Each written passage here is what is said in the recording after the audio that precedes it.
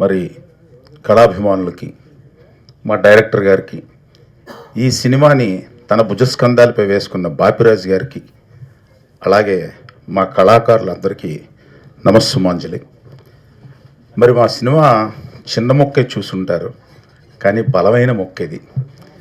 ఈ నేటి సమాజంలో జరుగుతున్నటువంటి కూడా కళ్ళకు కట్టినట్టుగా మా ప్రసాద్ గారు ఈ సినిమాని డైరెక్ట్ చేసి పాత కొత్త కలయికలతో ఈ సినిమాని అందించారు. మీ అందరికీ తెలిసే ఉంటుంది, ఈ మధ్యకాలంలో చిన్న సినిమాలే సత్తా చూపుకుంటున్నాయి, రీసెంట్గా రిలీజ్ అయిన సినిమాలు. అయితే మా డైరెక్టర్ ప్రసాద్ గారు ఇంతకుముందు బంగారు పాదం అని ఒక అద్భుతమైన చిత్రం తీశారు. అది మీ అందరూ చూసే ఉంటారు. మంచి అవార్డు లెవెల్లో ఉన్నటువంటి సినిమా. త్రుటిలో అది తప్పింది, కానీ ఒక మంచి సినిమా. ఇప్పుడు ఈ సినిమా కూడా చాలా చక్కటి చిత్రం.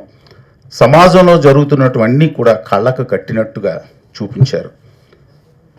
ఒక సామెత ఉందండి, మన భార్య పిల్లల్ని ఆడవాళ్ళు ఎవరో చూడకూడదు, పక్కోళ్ళ పిల్లలు మాత్రం చూడొచ్చండి మనం. అలాంటి సంఘటనలు ఈ సినిమాలో ఎన్నో కనిపిస్తాయి మీకు. అలాగే 60 ఏళ్ల దాటిన వాడు వృద్ధుడితో సమానం అంటారు. కాదండి, వాడి మనసులో కోరికలు ఉంటాయి, అన్నిటినీ కూడా ఆదరిస్తూ ఉంటాడు. అలా ఓ నలుగురు మిత్రుల మధ్య జరిగినటువంటి ఈ సినిమా. ఇలా అన్ని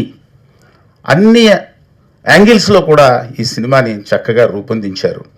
కాకపోతే ఇందులో కాస్టింగ్ లేదు అనే ఒక ఫీలింగ్ ఉంది. కానీ నా పేరు బుగత సత్యనారాయణ. నేను రంగస్థలం, మహానటి, సారు, దసరా, గేమ్ చేంజర్ ఇట్లా ఒక 60 సినిమాలు, ఓ 15 సీరియల్స్ చేశాను. కానీ ప్రసాద్ గారు చాలా మంచి వ్యక్తి. ఎటువంటి ఆర్టిస్ట్ అయినా రాగానే ఆయన ఒక అనాలిసిస్ చేసి ఈ క్యారెక్టర్ బాగుంటారు అని ఫిక్స్ చేశారు. అలాగే మా అమ్మాయి, ఇప్పుడు ఈ సినిమాలో చేసిన అమ్మాయి, నిజంగా క్యారెక్టర్ చేయడం ఛాలెంజ్ అండి.